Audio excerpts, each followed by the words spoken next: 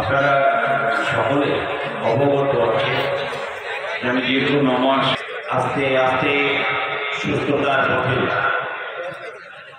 বলে যে সুন্দর পরিবেশে অনুষ্ঠান পরিচালনার সাথে সহযোগিতা করছেন প্রশাসন, সাংবাদিক হরিয়ানা থেকে আগত এই শব্দে কিভাবে বহিঃপ্রকাশ যুবক ভাইদের বলবো একটু জিজ্ঞাসা করছি যদি অস্ট্রেলিয়া আলহামদুলিল্লাহি রাব্বিল আলামিন আর-রাহমানির রাহিম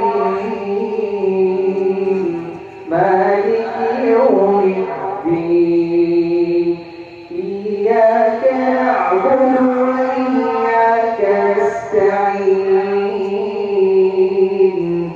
ইহদিনাস সিরাতাল মুস্তাকিম صراط الذين أنعمت عليهم غير المغضوب عليهم ولا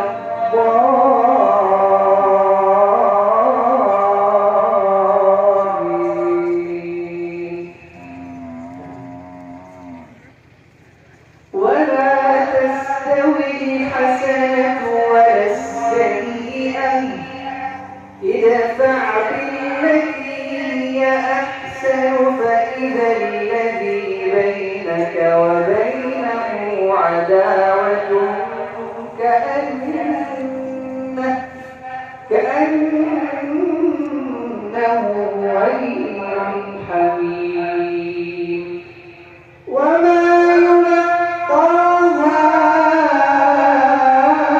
إلا الذين صبروا وما يلقاها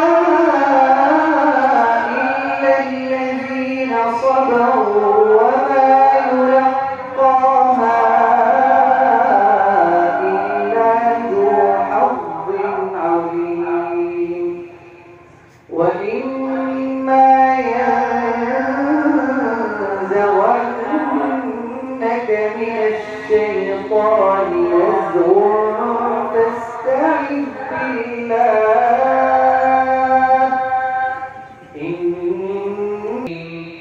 صراط الذين أنعمت عليهم غير المغضوب عليهم ولا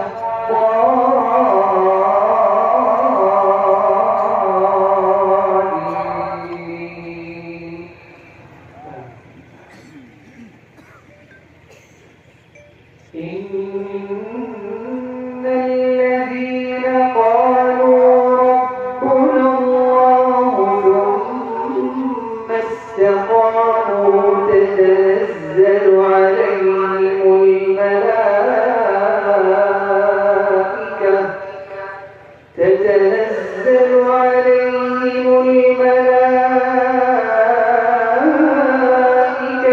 ألا تخافوا ولا تحزنوا وأبشروا بالجنة التي كنتم توعدون نحن أولياؤكم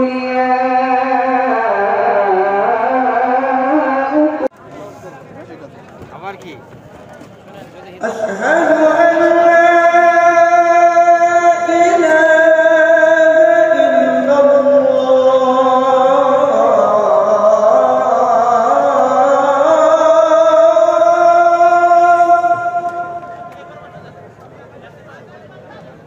أشهد أن لا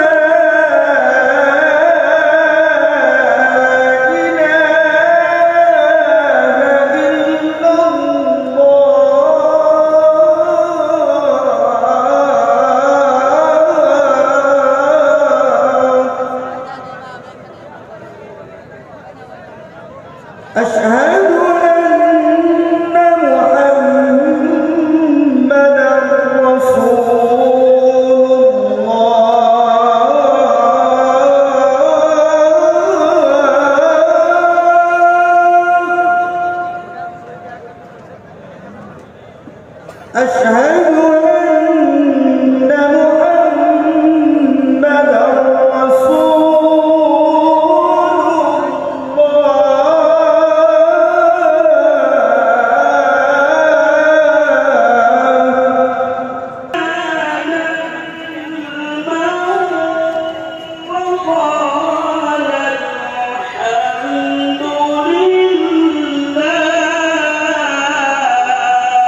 মানুষের মধ্যে কোরআনের একটা মহব্বত তৈরি হচ্ছে। গত বছর প্রোগ্রাম করার পর থেকে এবছর মানুষের কাছ থেকে আবেদন নিবেদন এসেছিল।